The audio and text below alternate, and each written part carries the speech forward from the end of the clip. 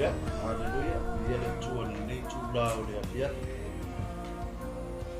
Tau le lofo me anga le o tatu tamau le langi, tu le o le tu la o le afia. O le ava noa e whasoa i o toi po i o kalame CKA Ministry. Mato sunga te tai, mato koinele o so le stolo. Pai ona mato mafuta ni tu la o le fiafi. A wasi whasoa se upo le tua ni ngata lea o stopa fonga ia mako mui matou.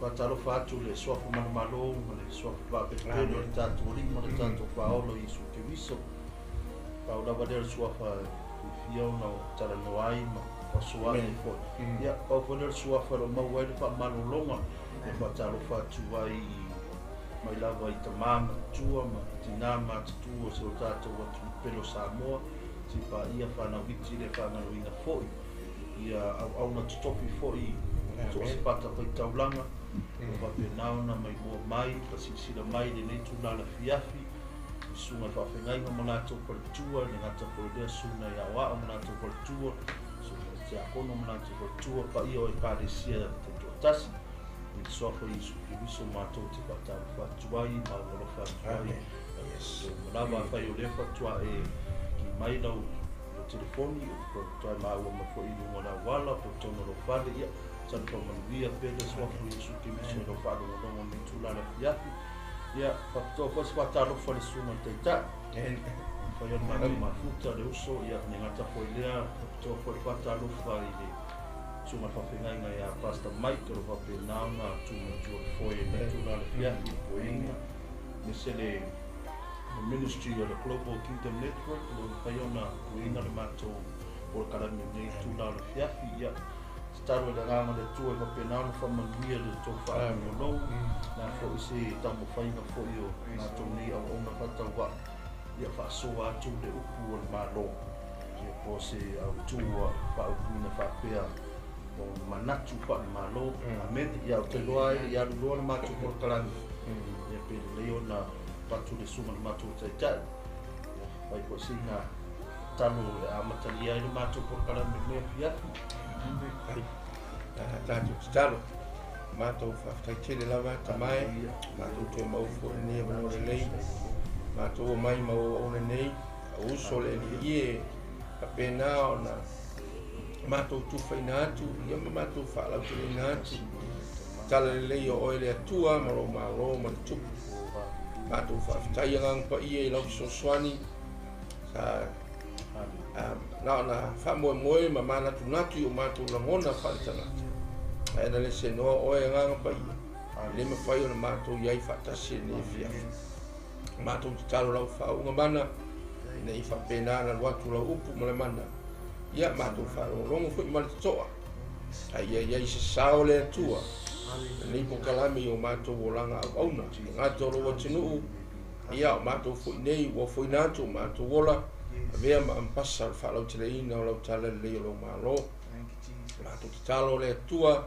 ia yang le lo watunu o wo mai o la fai o mato ia fatasi mai mo mai ia anganga pa ia o e lava so ni sili mato te fa mo ia fa manatu mai mea ia na mato fa tawina ma mato mai tawina ia ma mato talo ia ina ia tuina tu ne fiaf mi foi ne ia la leo le tua le Global Kingdom TV mo fai ona watu wai le tua i dungo le ea so si tua fia la langi la upu fa wina na ia ila la mo si ke ministry ia foi le tua ia o le nei ia te o pele vinga nei ma so uma o le fa va amen amen ya mo le tola ngana le pa tai le suma te ta mo molina po tato tarsanga i mo tato ma awa tau ai le vaenga amen e mo fai ona lord por kalame ia ai le patasi mai tato tama ia por sa to so swan siri le ona ngam pa ia amen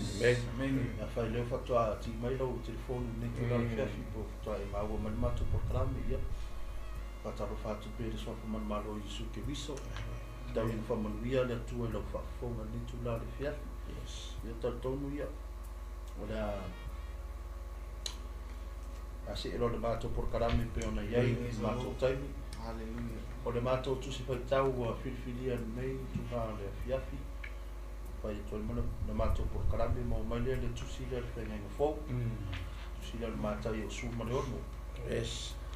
Mataio su Mariano no fai po dos futasi se va anta mai le dos uma picture Mataio su Mariano no fai po dos futasi anta mai dos uma picture eu mau se auto fa pe o MANATU FAALEMALO the mindset ya te rola la foto mato peno ni tula fiafia kusa fo imisi na upo isa ili stato pa sore ni tula fiafi men me ya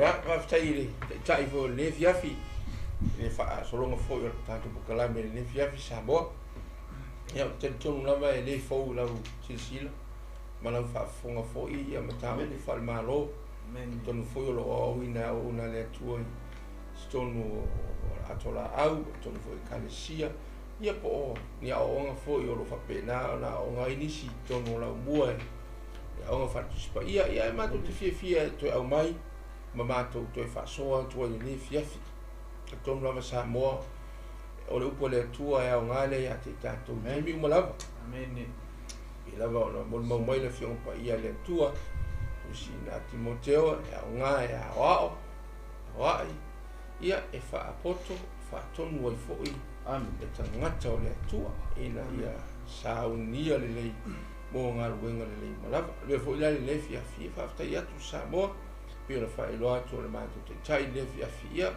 fa utuina le kalame le ia o MANATU FAALEMALO men le te iwe fa pe fo o inga le malo ai MANATU ia le ai o lo mai tu fai tau le nalo e si le ifo mai mo lo mau ai le tu si na Mataio su wono lu futasi fa ipu lu fu wono lo ia si tale no anga fa pe a o sauni mai Yesu no fe malanga tu na journey po na ministry anga ia tu I le si tu kali lai ko ia ngai mai lalo Yerusalem o le ana ia I tale no anga le ma le sau no anga le Yesu ia kan kung fu Samoa e pe o se kai ao fo le fa fo nga mo fa longo ala so ia fo ko inga sau no anga fa pe ro fa pe na on fe tala Yesu ia lo mo fa po fu martasi se yo lu fu no e ma ia fa kau pe e ke o fa pe po fe ba ko il manga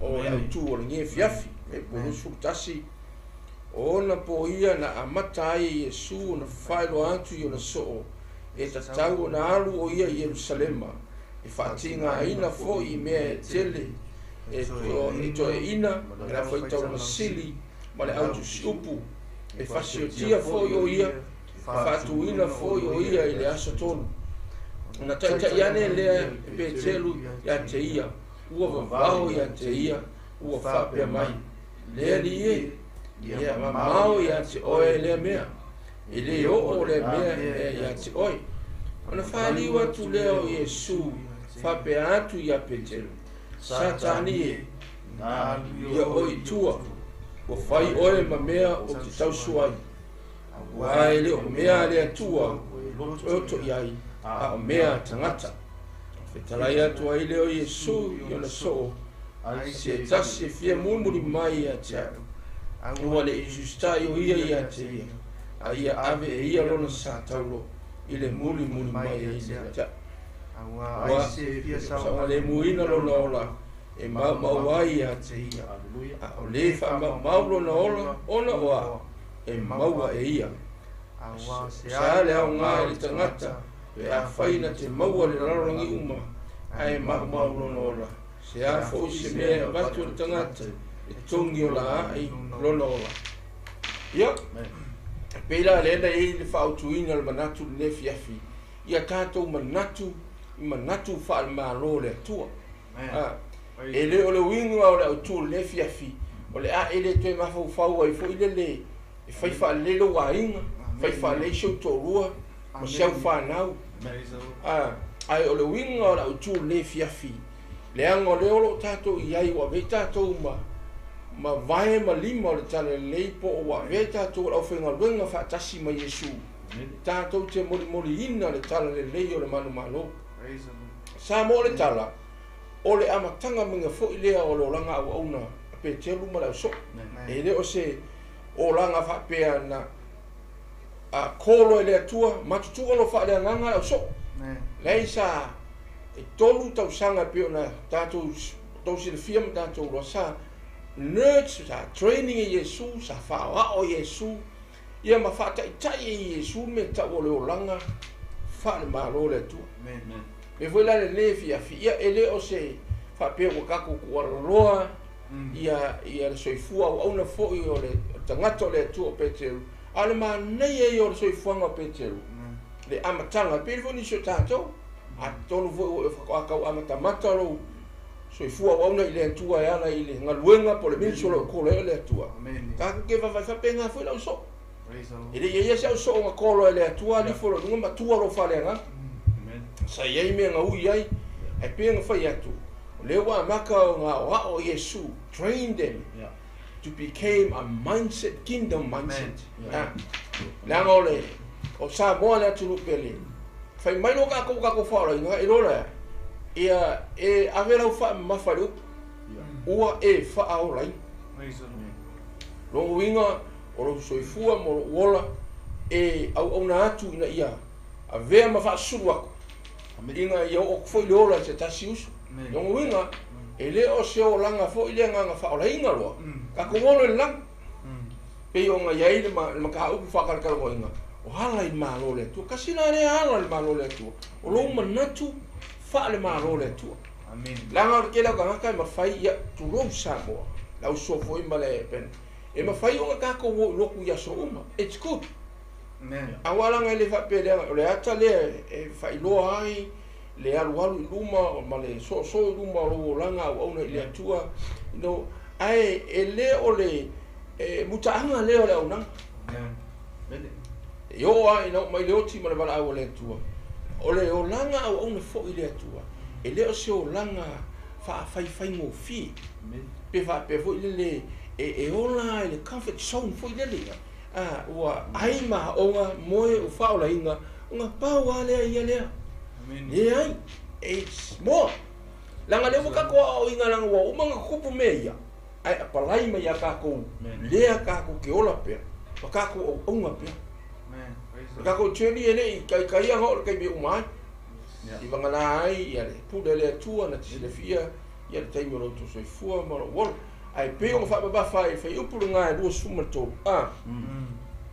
mai Yesu pete e ke le mangaku ha o i mea maroro tama ai ke mangaku ha o i mangaku farka ngaka o kasi le mea le laka i ka ko o nang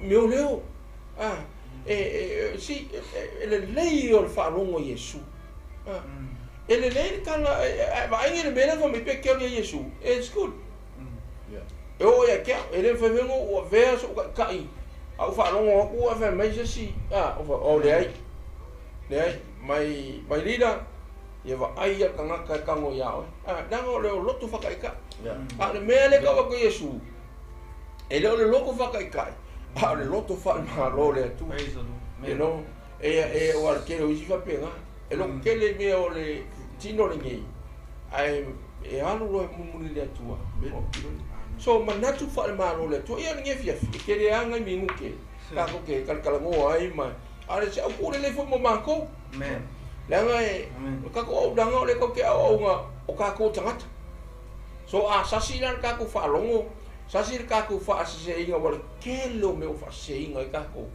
e punye ka ko fa ai fa malo le tu o mo ko ke le ma ko lo wo ngi e ke mai ke fu ai samo ia fa ya so pele tu ma fo ile so ngai mal pelo inga yo la u fo i o manatu i le fia e ka ko ke kalkala ai le ke le ai minguke amen e va ko fo fa so le fia ai dai lava sa mo ma fuka mai pe tol paisa lu ia ele li ne fia tau pe ana fatalo fatu pe o to malu mo to paia na mo le ka ko i le po le tu ai tau na ise a nga mu ta to ele ngata foi ia te o to lau whalongo longo ia a me se foi matou wai o leu pole tu o sa ili le pole atua e le ngaka nga mo se fa mong yang mo ko ai nga ki nga mapo e mangia e foi alo nei tanga le pole tu pe ona ta o singa fa fe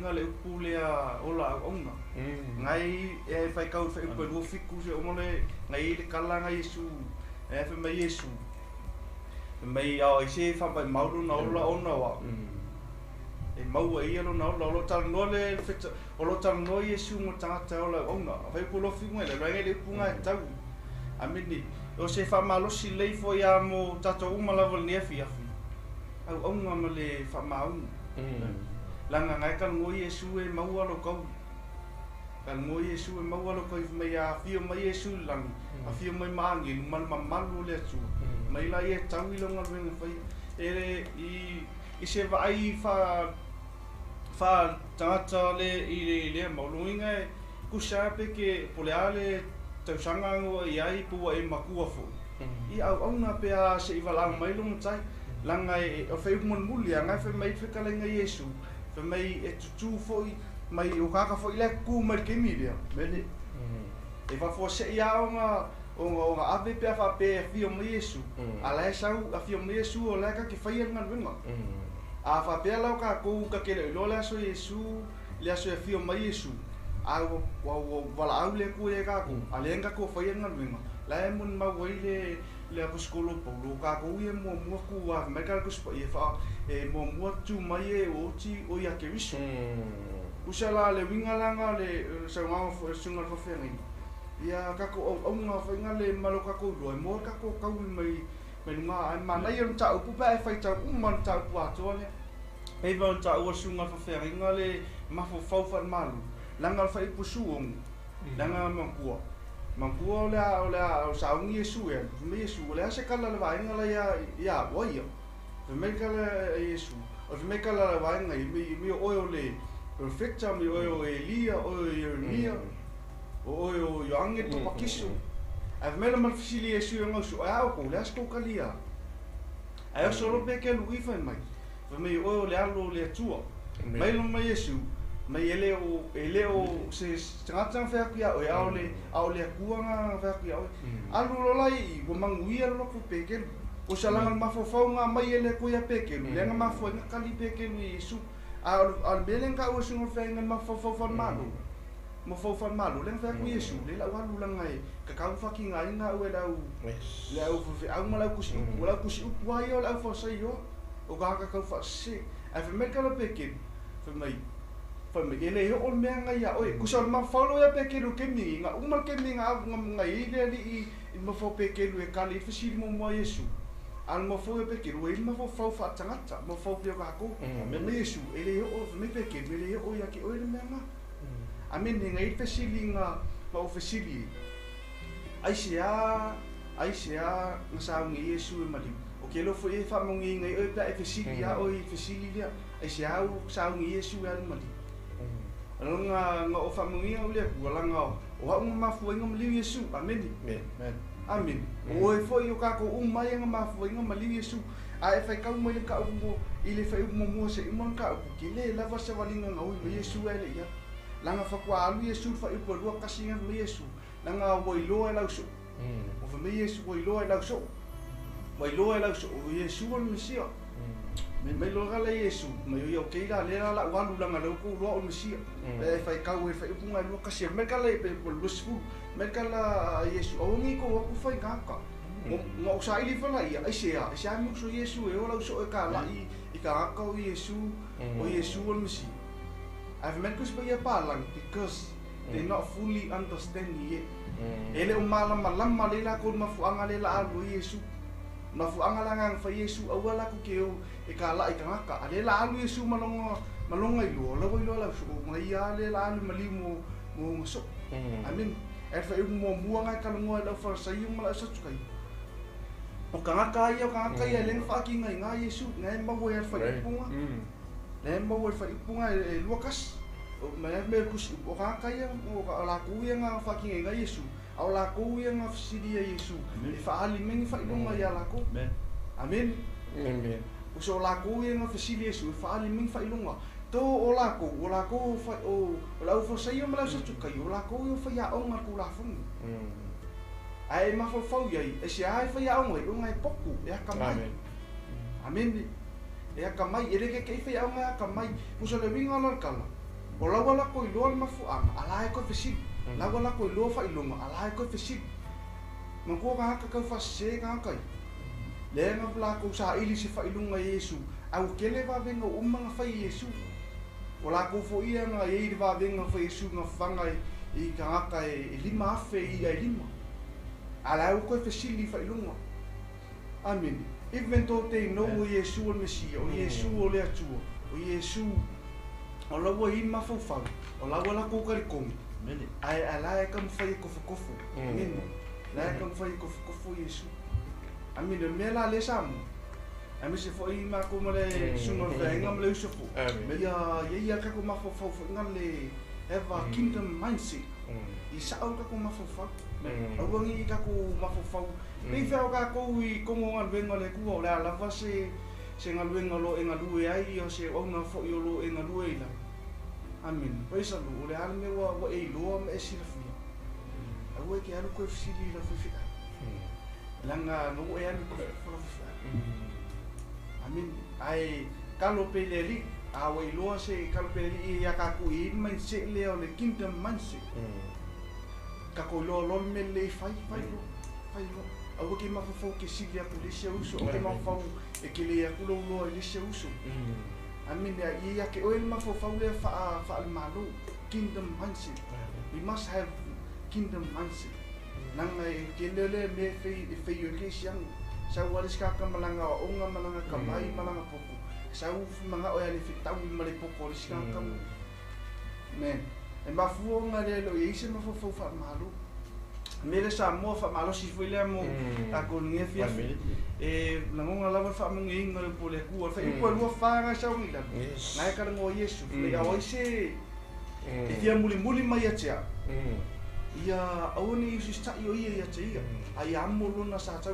o ila le amaka nga wenga ka ko ke siang amen le amaka nga wenga ka ko ke siang e winga fai Yesu yang au so o ke mi le ai fai ka o ku spa ia pe ia la feta lai mai le tu ia tu ma u ni fia amo lo sa ta fa ngalo lo tanga ta tuai la ngor ke le me e fenga ka i ski siang o nga laka e fenga ka nga ku sa bo il ma fo nga le fia si lo o nga il me la ka o finga ia il me la ka o finga i ku ai me Yesu o nge Yesu ska i me o e ma fo fa wo ngar pike no lo sa ka lu sa o ke ma fa o ke ka fo fi o me nga e polo nga e pose sa o le asi se nga e fa ia ile ngalo lo mo fa a wo ngi ka fo fi o me nga o ngi e Yesu ska i ai me ka le Yesu amo lo sa ka lu mai mo mai sa le nga ta te ma wo la langi ni ai ma mo welo tatu amen yes siala nga te mo vela nga mai me o ise fia sanga le mulu na ro kala nga kuspaia me o ise fia sanga le muina lo na la mai mau lo na lo amen if you think about this verse e siale winga if mai e sanga le mu ai ma mau e ise aka fa ka i va venga ka mala ka e pe ia wa u tanga o ka ka ile lo ai pauale no ke fia pauale e mlo mo fa o e mlo o langa o ke fia ke fia ka si lo kingo inga ia umile o la ia umile o la lunga la ele ngi ka si lo kingo umile pauangan me mo fa alu ka au jim ka si al kingo inga ia umile o la ai fa o winga la o le winga kala si aka fa ka ava pe ke fia le kulang ke fa pe fa ku ele anga kulanga le ava pe ke fia kulanga lo langa ku ai le se kasi ke moli mau le upu le tua pe ke ale ka la i Yesu pe ke fa so ai so ile upu le tua pe ke fa so ile lo fo le tua ma le leio le tu kala ka ka ngale me ka ku spa ia me mau no me le ai se mau no la ona wa ko mau la ka ko bola sa mo o nge isi fa ka o nge fefi na le si fa me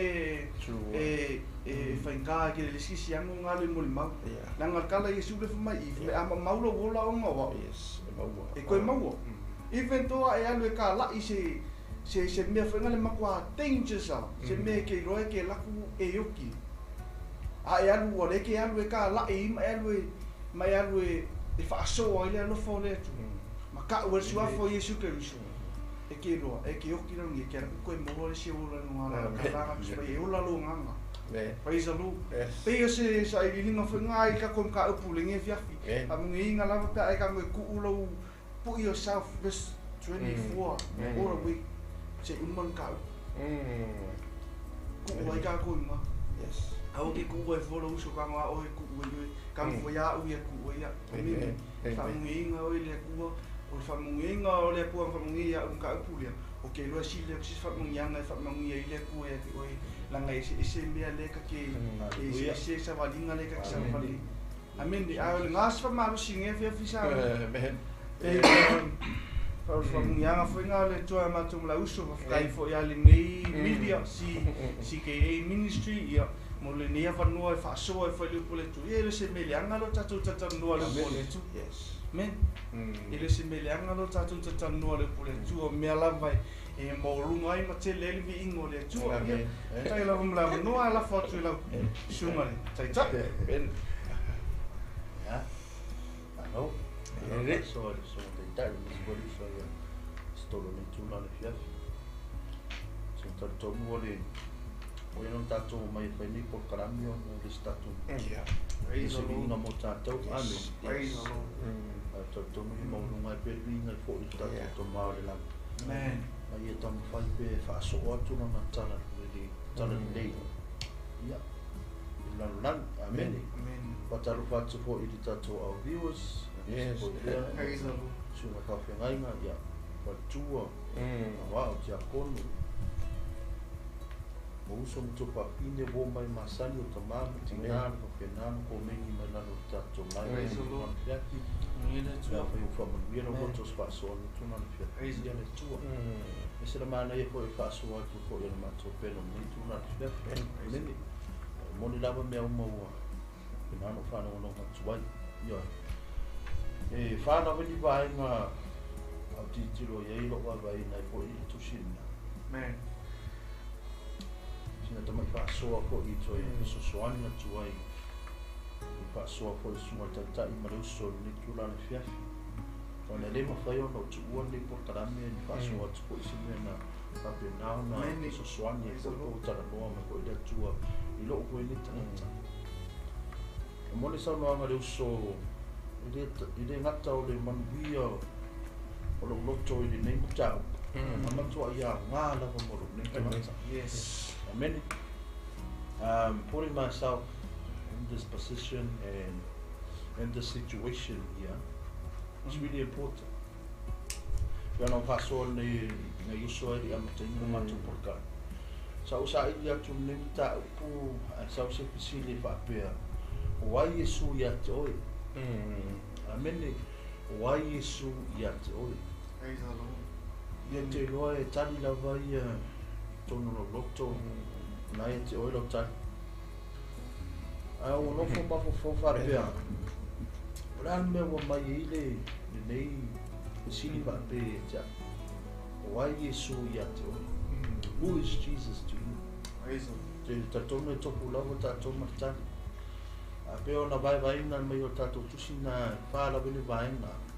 Wari mo muana iei na saure matau mo matau wha. E pisili lea le au whaasai mana sa tukai o spailoma.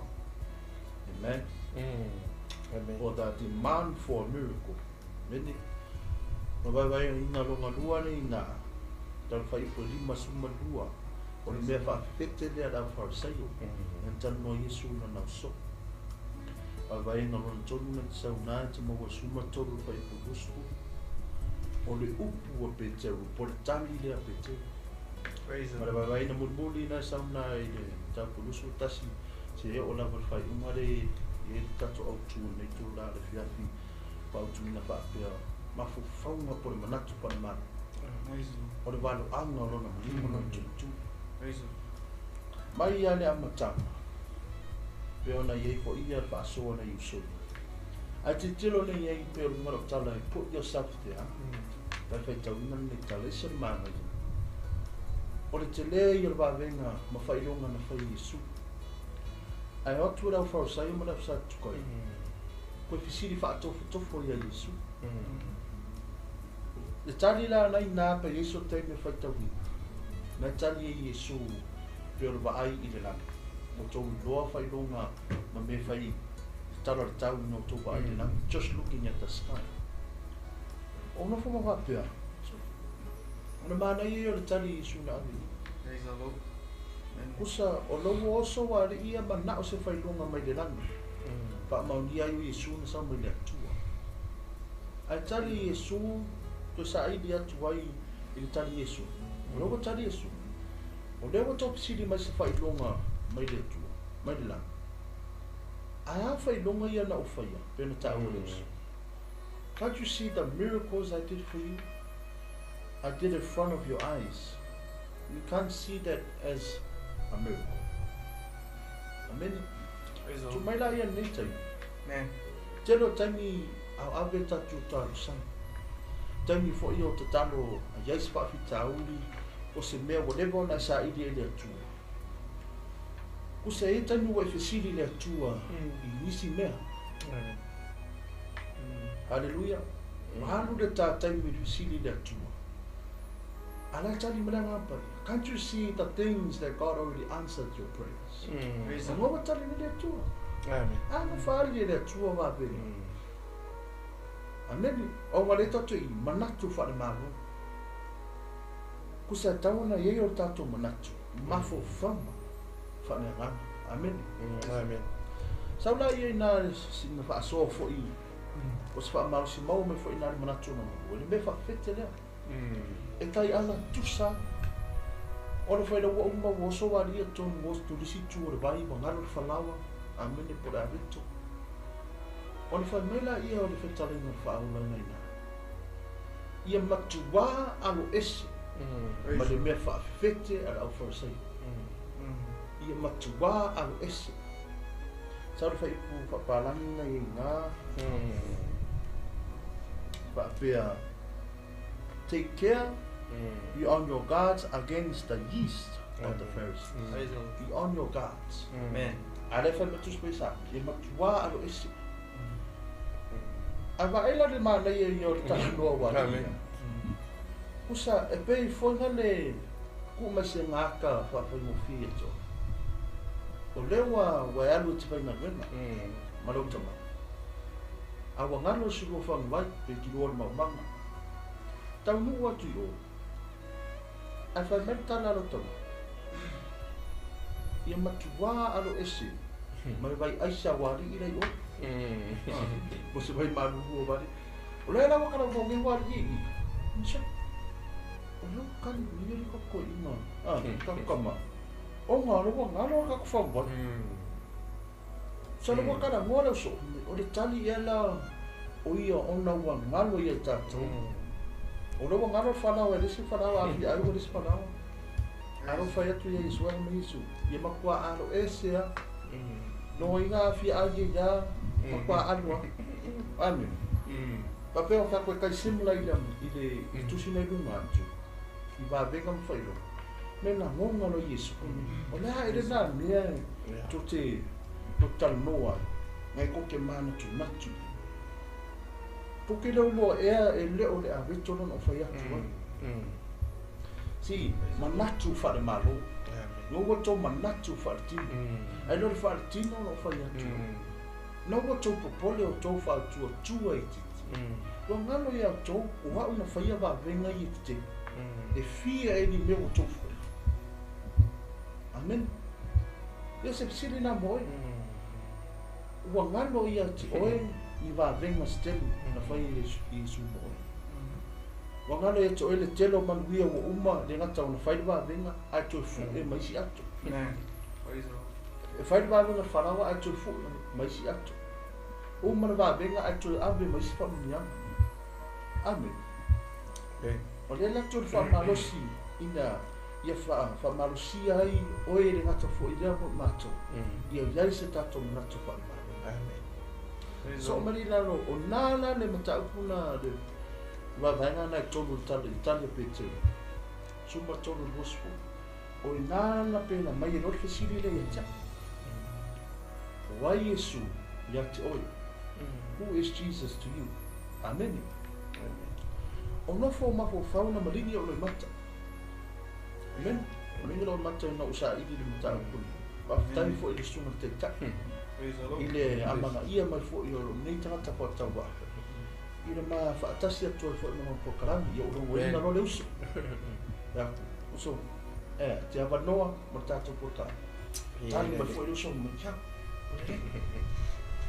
ona te mana ina ia fa pe na no maso pa so wa i pe i le tala le ma le o ale tutu i tu ya pe pa ia le tu ina awani no fo tasi man mi i ta ai fa pe na no vai vai ina i tu tu sa se manto ma ku ai fo i pe bi na le tu o nana ai ti tilo ne na i fa spai tau pei foi o le tama malana aina o leo mamoi mana mamoi kingdom mindset le ko ki ya mana tsupa manu amen leo ofisili mai Yesu ya no so la se manatu per ta uruso la sto manatu ye talo tamata ya tia u ya la talbeta tani mai wa ai la me fa fete na fatu Yesu e alo sia ona lo fo tali me wali o fa me si o elia me si o mio pe ya o yo ne baptisi o le me fa fete ia na na fa to Yesu na no longa ko Yesu de ko kuri kakao ko Yesu na sidi na ya e alo sia because I am not a prophet ele wa o se profeta para ki tilo le kadinga ko sa na o kanila e pete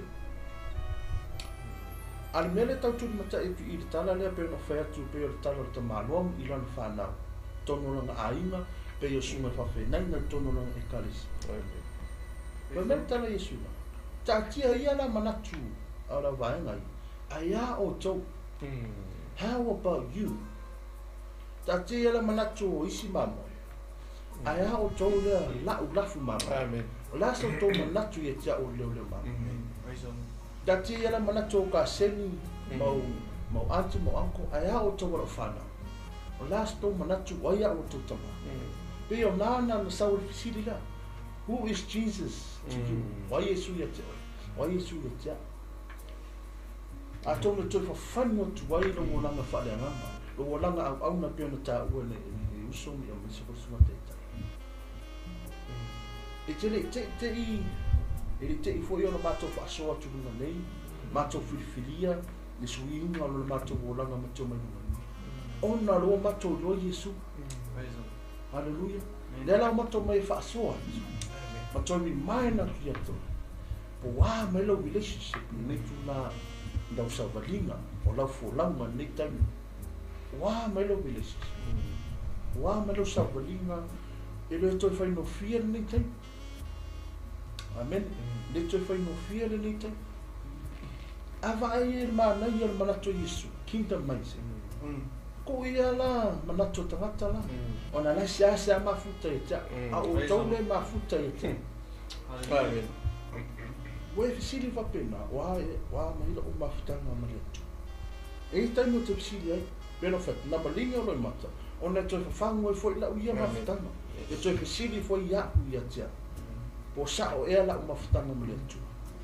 wa mano lo maftanga tono lo ekarisi amen la se ekarisi lo penau na e ona amen ele fai mo fia foi lo sava linga la ona la ekarisi it's really hard ona e tamo fai la fili ilona malos ile petia no wona ha para manga is always good to ask yourself how is your journey, how is my life, and who is Jesus Christ to me?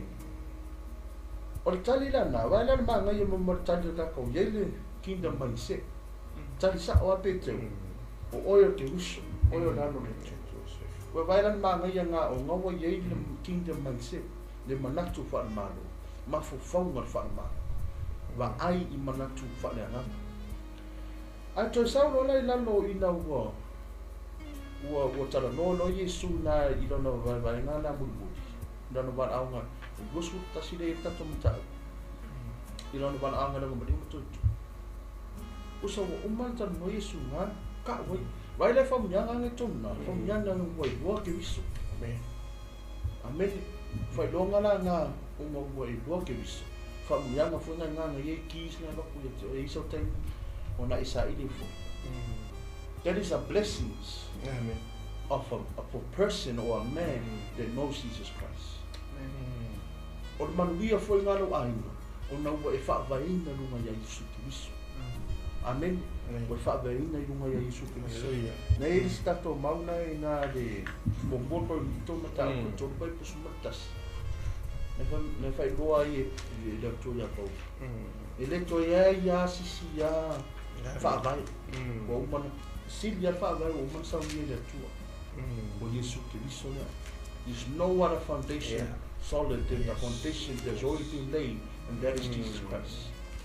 A faula lo ainga lo ekalesia, ngata whanelo mafutana nunga whaavaire I Yesu Kristo. O Yesu la mani whetala, e o whai toa seo, I le man malo wa. A o me te mana oi, wha malo longa, wha mani yanga, wha he ero rima na whanau. Hallelujah. Kingdom mindset. Kingdom mindset. Bless their kids. Don't curse your kids. Amen. Kingdom mindset, you bless your kids. If you know Jesus Christ, you have those kids. He's giving you the authority. Whamanuia lo whana, whaangala I o kinga. Nā whame, o le mea ke kālai ni, kālai runga. Ke kapunia fui ni, kapuni runga. Amen. Ma le tato manatu muri no la inga. Waila le se sing on a kingdom mindset. O le manatu FAALEMALO. Amen. Ma le manatu fa le tangata. Amen. Dela wa saula I Yesu le matanga le. O le toi whaunalo I Yesu me tau whata otu. O lo ua natu sa o le upo ai whetalainga Yesu ia na uso. O le la usawi o te alu Jerusalema. E whapolonga ia o wale ia. O te maliu e fo. An mānai e whaasipsi uma.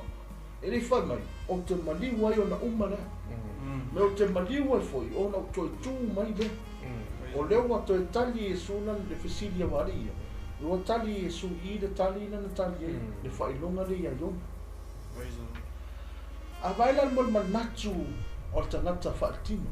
I leo se manatu FAALEMALO. Me le ua tala noa Yesu no mona uso. Ona ka ua kare mele mariu, tūroi lunga, the same person that had the kingdom mindset before, just not long ago. Amen. Koe kūlunga koe mamai, kai, sara wara kua vāu. Pastor, koe se simla wei, pastor son, pastor, e se maka au kunga wa, o sa ngoa I pastor. E o na me tau, e le I whaalongo le lei. I le whasikusi o ngartama. O te maliu wai, au te toi tū mai e whoka. Waila le tali o Yesu I tangata, e leo se kingdom mindset. Ma tangata kingdom mindset. Ma tali Yesu na wa, yai le kingdom mindset. Amu ia oi. Amu ia oi. Amen. A waila le tali o Yesu I tangata le se kingdom mindset. Satani. O vale ese a tō huana. O fisili foi nai tu mai atoe. O feo tali na tali tonu, o na tali Yesu I atoe. Amu ia oe, po Satani. Sau ia tu, fai oe ma leo te mai suai. Amen. Se fa malosi na moe. Au lalo na le fasi usiu mo le tātou, tana na pe iso tani fai tau. Pēr na tāu le usu, yes.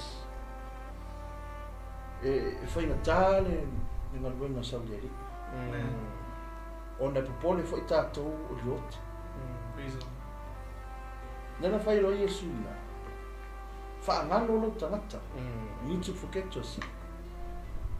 Ona a te tiro fai nei taimi tu mai nei taimi. Yes, sa. O le happen taimi. Amen. Ai le whaangalo lo tangata, pe au auna le atu. E fai ma whaalavi atu. E fai ma mea. E toi wao I ai no malanga.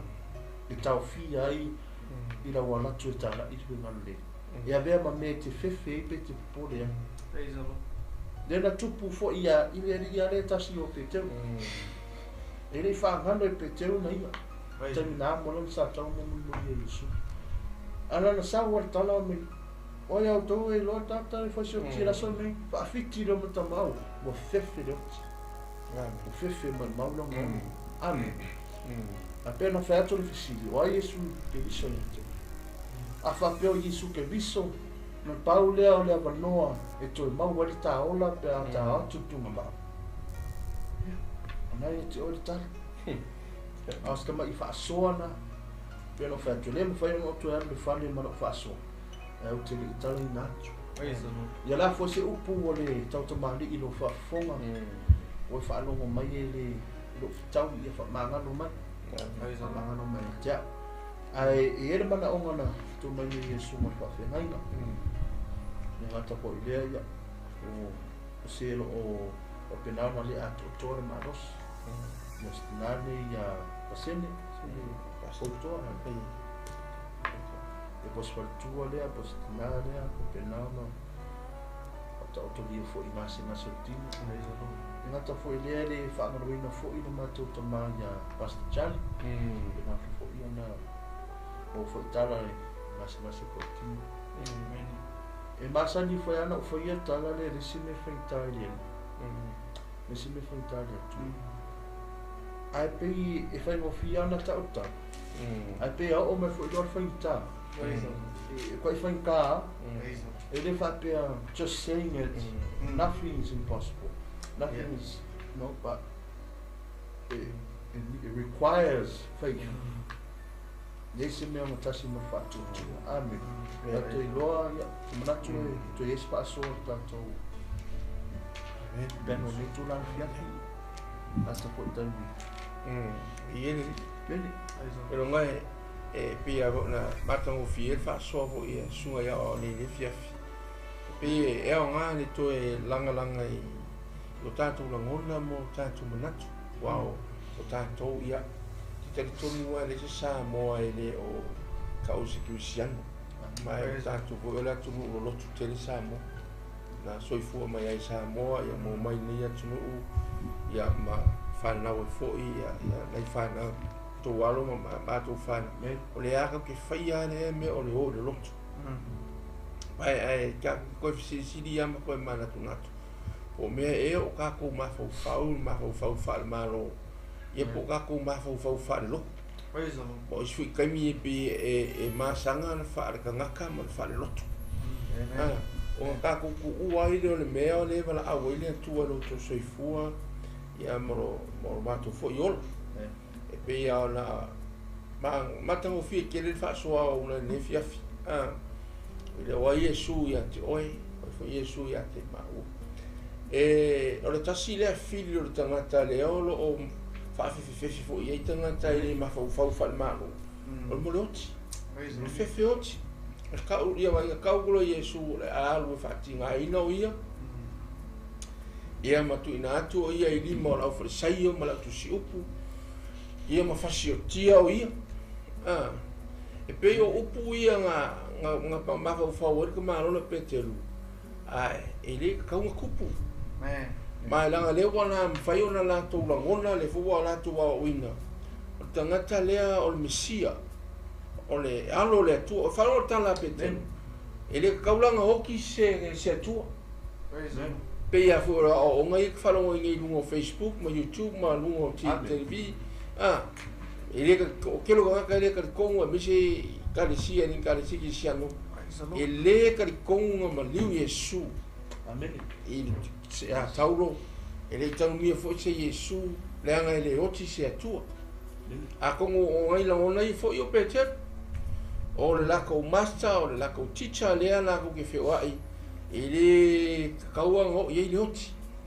mai o le langona fo ile te lo isi tangata pe a Mataio na fa ale ma fa ta to fa le ma fa tangata e o me o healing me o fa malo longa pe ka ko ke manatu fo ile wa le o koe value ia le mele ana kai mo Yesu o Yesu ona fetalai e muli atu fo'i nei whailonga ia te autou.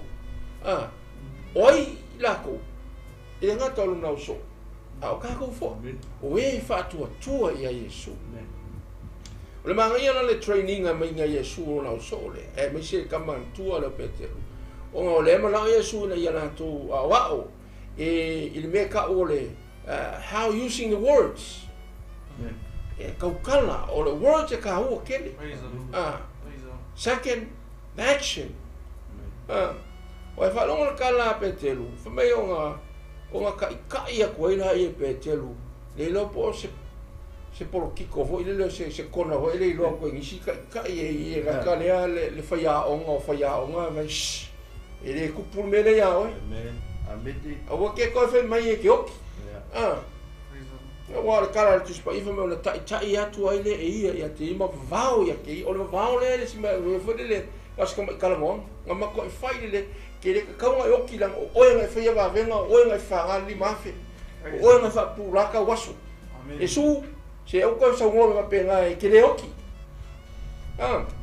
le mariero sa ngoma e fulu le ma ko ya o le tua fe me la era fa tu ponga ki te singa me sa mo era tu no pele o le kako Yesu o le Yesu poponga tia a fio me ia inga ia le mo ai ko tongi ku se isaia e sa uma ya me winga kako Yesu le tato sia le me ya e o fa sa to ruina e me se alo no ola e fa mo ina lo latino le ala le Yesu ale atato le Yesu Cristo e o me pekelo e ai i ka un o me nga ya ke e ma era e ma o ke ko iske mi le so luanga tato li fa o le Yesu fa mai pekelo pe o ka se e o ka la mai sakan suri angoa le ale ka ke ma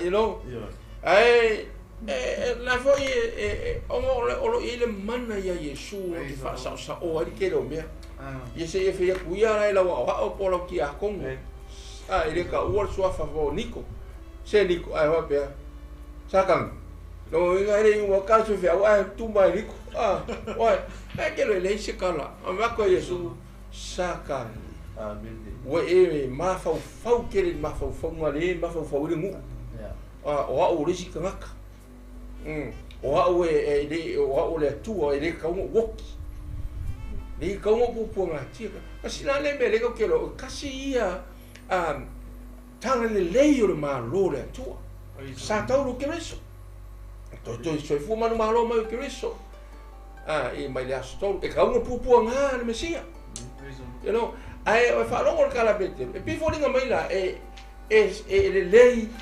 ai le sao finangalo le tu ke le vela si me ga ko fai e folinga mai le lei o ga ko manga ko fa kanga ia ma kwa le sao ai mo le tu ke le fala e fa fangu to kalambe ka ko upu ma ka ko wanga na fai po sa po ko mu manyo ko por me e o fai mai ile ta elo ka ko roku mo le manatu FAALEMALO le tu por me nga so nga kongi mai a wa pare au sala u pe ke lo isi ka e maka kia ko finga meu taitola iai fale kalesia le plai pepe i ole ola FAALEMALO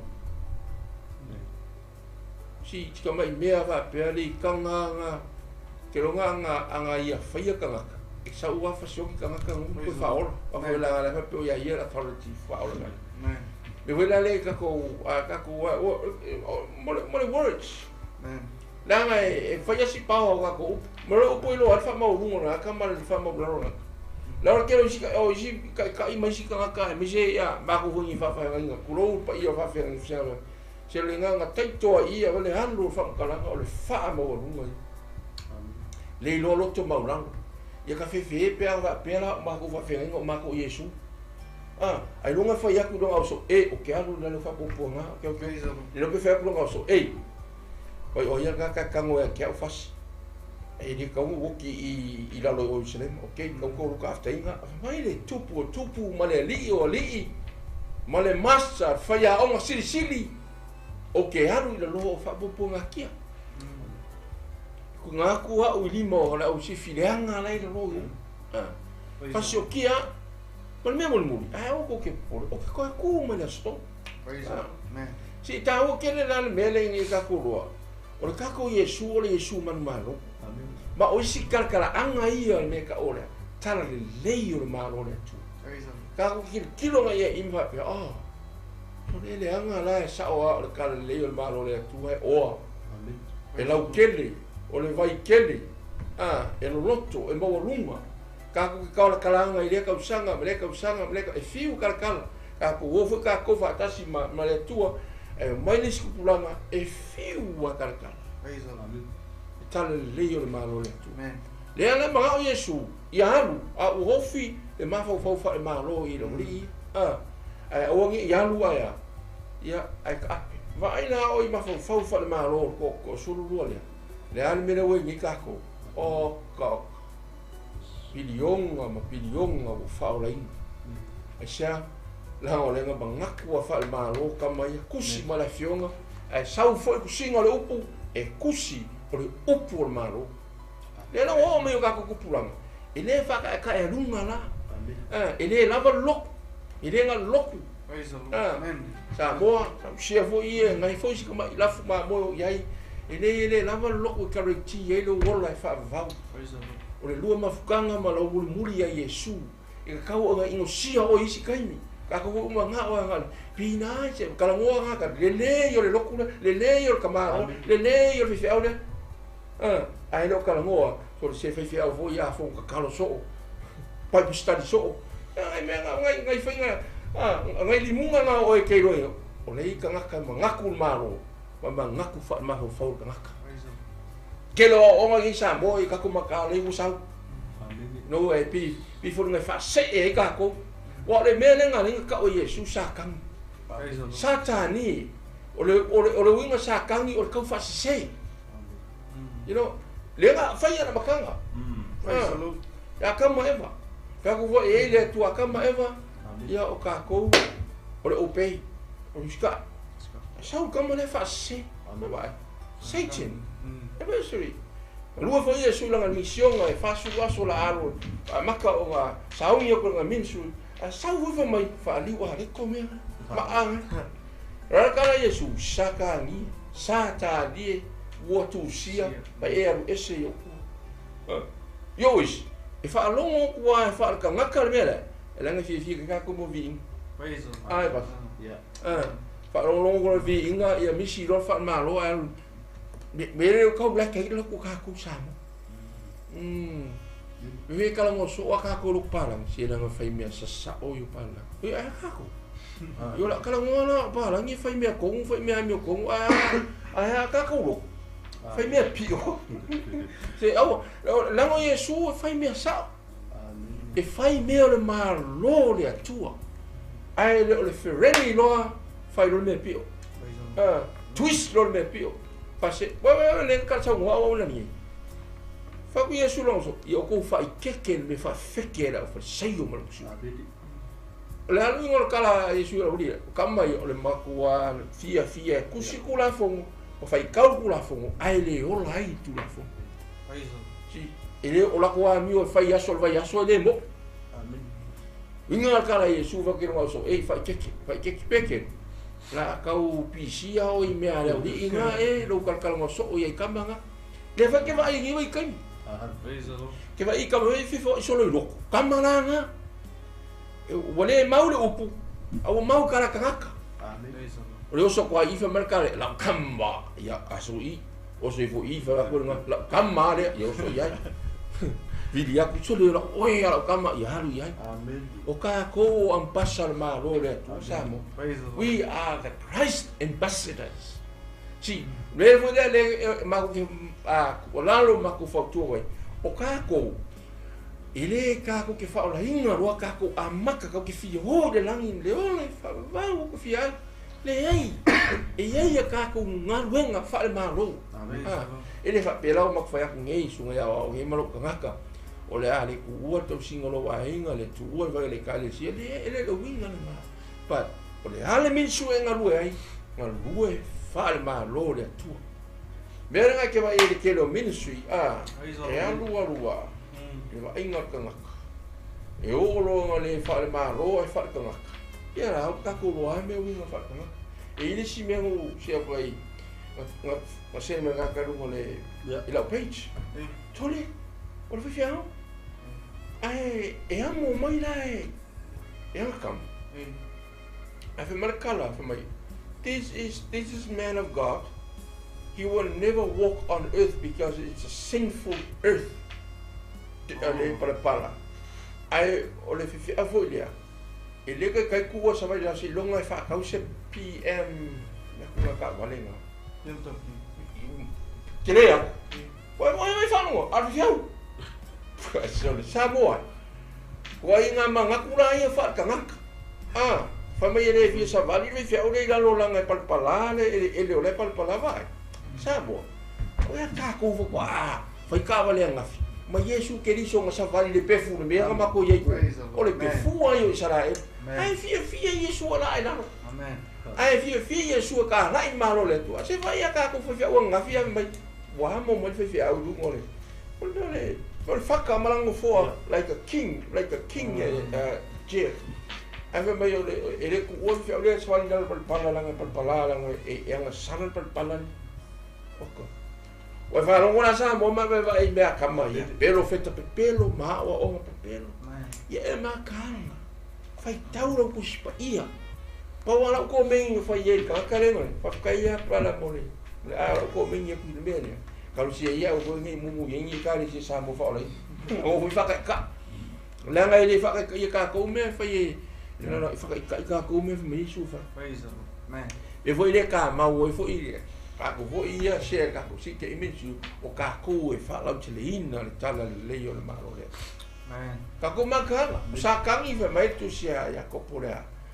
E te lu o lo o fea lua i pe o se leona tangi. Nga te va ai se singa ke sa ia. Me fo leo kako ka ngaka o le ri. A vai fo ke o ingi popo nga o ngo ke riso. Fia. You know? Ai le va pe o ui popo nga ko me kasi ala ko la la.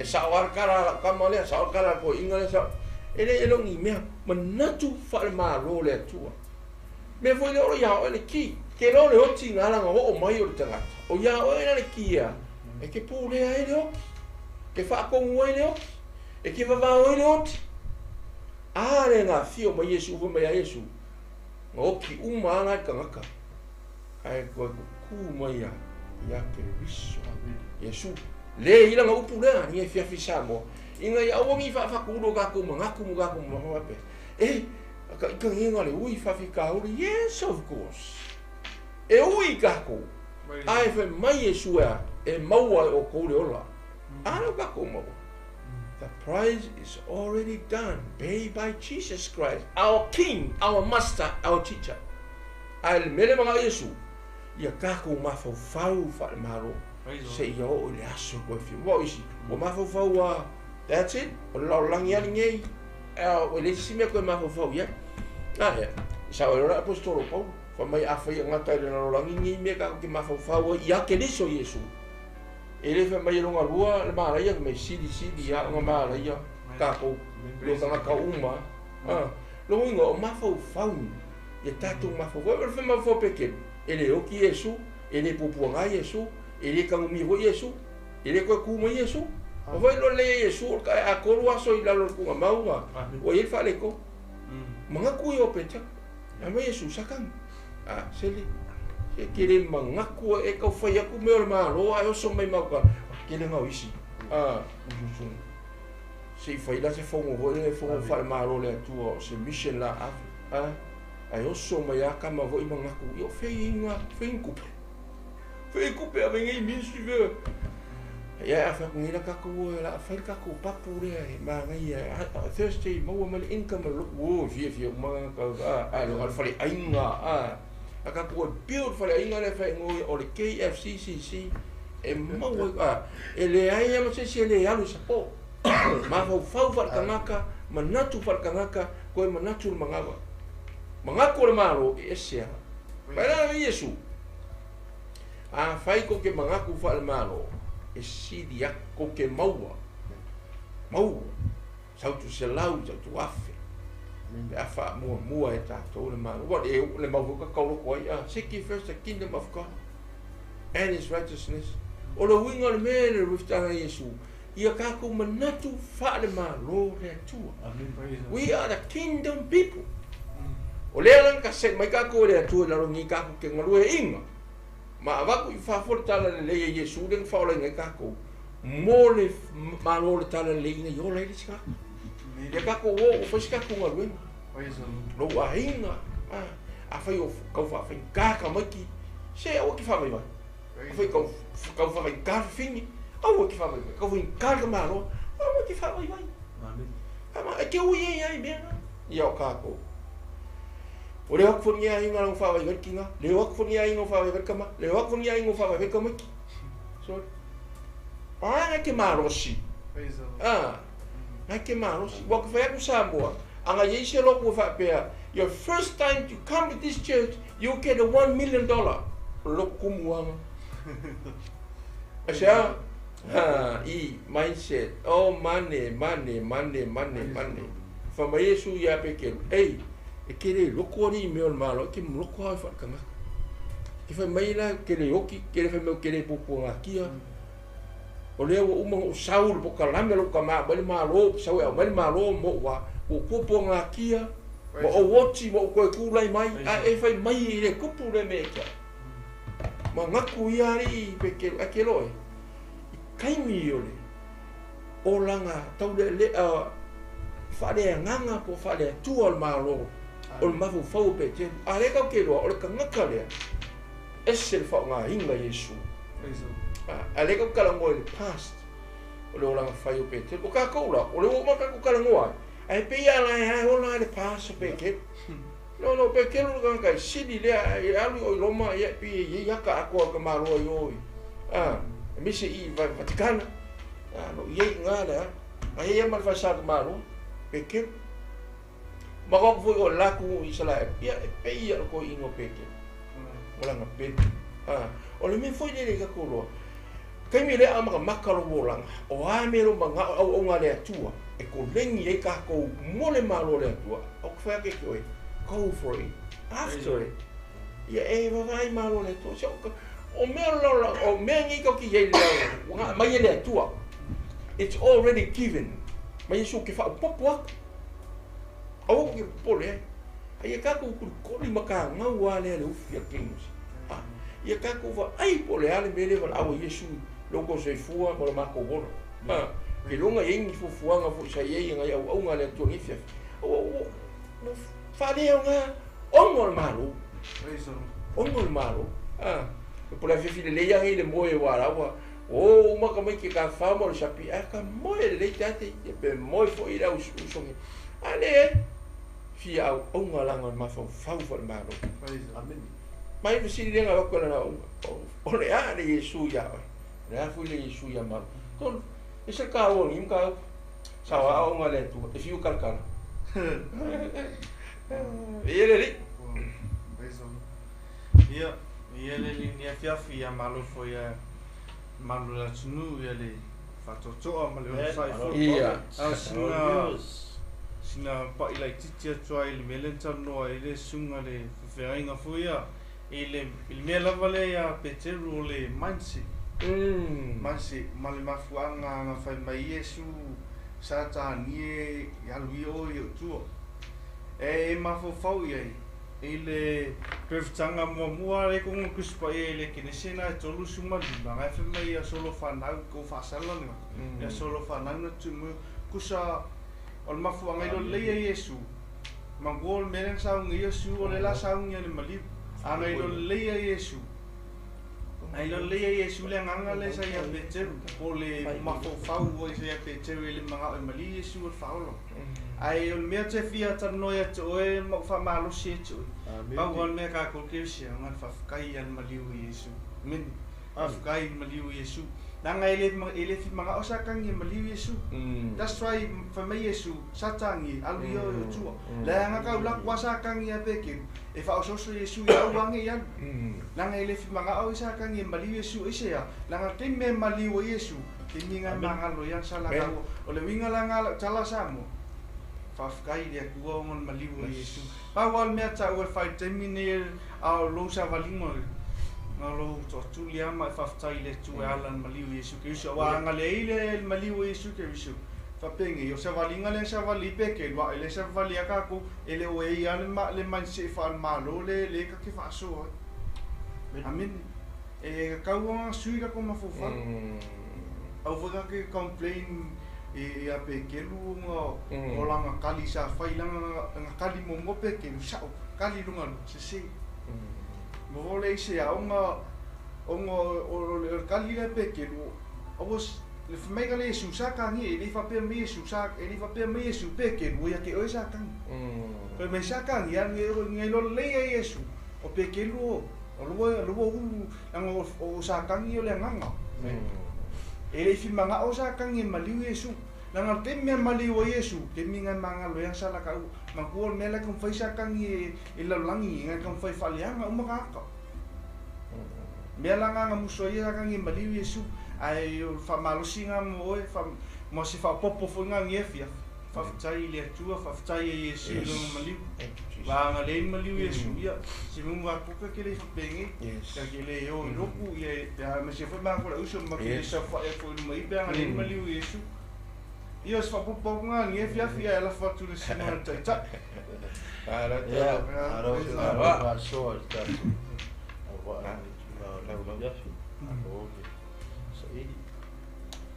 ya malo tu po di tato views mo tato comments mo fai la voto mo fa yang ya ti ma tu la ya inai tamam matina mo tua se pale fa na witi tu mai ona tu no pelo sa mo le sila o stadio fo i fela vada tu no pe na e sila mai mai mo mai ato po kara me ni tu na le como via le tu ya te oia le ngata po le sunga i whawhia ngai so o spata po i taulanga sunga i awa o mana to po i tua ki a tomo mana to po i tua mata pa ia le kalesia pena ona mai mo mai misi mai na mato po karame ni tu na i whawhia ia whai o man via lo loto i a via ni to mawe lang o le se vini nga mo i mato te le o mai ina i a whamalia tu lo loto ina mato mai e tala i a tupea le fina ngalo rana te tu mawe lang ia tatonga whai wa ngai e te o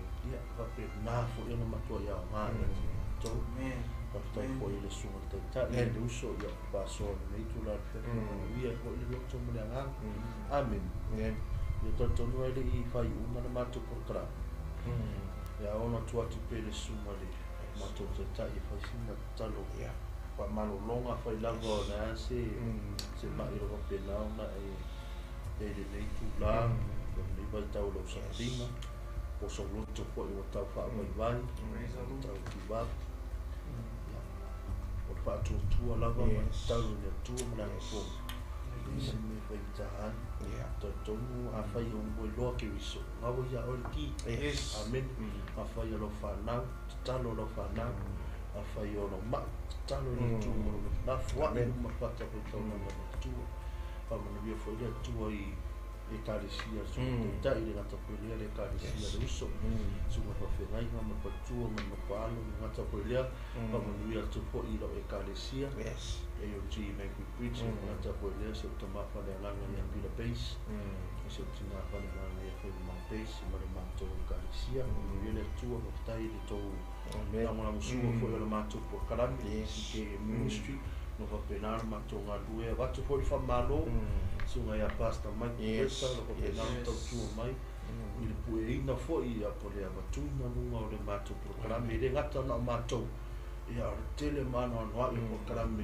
ale tu lo fa penar no fa sa da winner su nga au ta un fa man via pele tu nga wen ya fa penar na pa man via mai le tu ya te ia ma se pa le pa tu no fa lo ma le kale si nei o ka pena fa wono ina le ni mauta ia wache matou portaran ia Amen. tala lea mo le tulenga whawhitai lo sunga koe lea le uso ia stonu tala ina po i se wara au whawhitai fo le manatu mai la bea i o au pai matai tai le nei tu la o le fiaki tala tau sa moa le a whai winga le matou portaran ta talo sunga le au auna a pena ana wha maloloa te po i o isi le tasi lo pena ona ona mai tatou talo whatasi whatotua whatasi na fua i luma le tua e si me whai ngata le ngano koe lea i le matou ta mapa le ngana ia Pastor Charlie na fua i atu ia to whafusia le malosi la te koe le tina le nā mai le moia le pasene potoa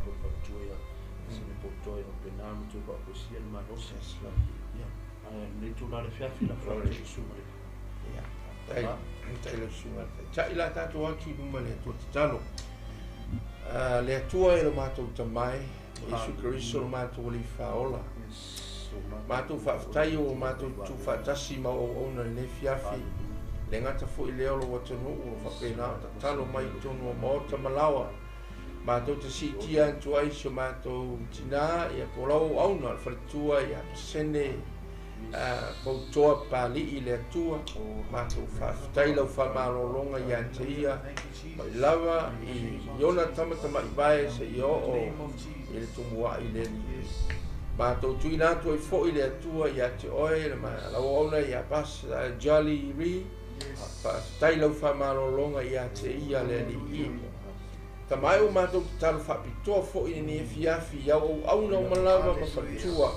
fa pena na fata o toria i mai o le tino matou te whaftai atu i lau whamalolonga Yesu o e lava na e whetalai ai eise mea matou te marana o ai ia matou wala au atu i lau suafa matou whaftai lau whamalolonga wai pai atu, wai pai ifo, pai ane le atua i au na tofi mau i o au apostolo au perfeta au whaiaonga o foma i le atua whaftai tele lau whamalolonga i ate i lātou le ngata fo i lea o i lava i maua maia le nei ala ata o lo maua e tino le mai whaftai lau whamalolonga i ate i lātou tamai mātou tuina atu ai fo i au au na nei na ia lātou i kāle sia ma minsoro au au na ai na ia lātou tamā whaaleanganga lātou tina whaaleanganga ma e kāle sia mātou te talo i lau whamalolonga i ate i lāua iai le mea lofa o le naunau tai le atua ma le fiafia au una pea i ate oe a o maua leo langa wha talavou le li ie mātou te talo fo i tamai i le ministry le li ie pe ona mātou au una ai fo i mau au una ma whale tua ma o le li ie o oe lava ma lou ma lo le li ie o le ala fo i leo le mātou au o fie mātou te tuinatu le mātou ola whaatasi maoe ina ia whaalau tele ina lau tala le whamaluia le nei ministry maluia fo le Global TV le li ie whapenao na wina toi lungo le ea iso se tu e fia o le lalorangi whamaluia ministry lo whapenao na tō vaa mai le li ie ma lātou a talataraina atu lau ngā lo le tua whawhitai tamai au auna uia le nei whale iei lau whaunga mana ia te i lātou a whare tua le li i ro whapena o na mātou au au na whatasi. Ta mai o mātou tāpena fo le fiafi tu ina atu i whale. Mātou tālo le tua, whawhetai lau toto Yesu Keriso. Sau ina ai mātou. A le ngata fo i le tua o lo watanu o ro whapena o na mai ma mafuta mai. Le li i e anga le atu, mātou te le o roina o lātou ingoa le li i e au e whawhetai o e whamanuia i ane i atou. Whamanuia le tua i o lātou loto. I le lātou ta talo mai fo i le li e whamanuia i ate i lātou. Mātou ta talo le fiafi. E iai ao le mātou se maro mātou whale tonu. Se upu foi o mātou so o na o ina. A ele o tu sai le atua maro fina ngalo. Ia wha ngalo mai ai mātou o na le fiafi tamai. Ia la tia i mātou. Ai whapena o na whailoina o le tupu sili. E ou le malo ma le tala le lei. Mātou tamare rangi. Wia le nei fo i ministry le lofa tu noa le tua pena na iai le tua laua nei o lo matu o una whatasi tu ai marau one ia pasa le tua mai ma le tua iasi wia le tua le au langa le whatua au ia ona o long ma ro le tua wala le matu talo ia o Yesu le lei o matu whaftai atu lau whamano long Whawhitai atu le tali o mātou manaonga. Whawhitai atu lau whaunga mana. Nei ma aso umai o le whawau. E whawau lawa. Amen. Amen. Amen. Ya. Ai lava. Bona. Beli. Thank you. Futa mai le fiafi. God bless you. God bless. Ola.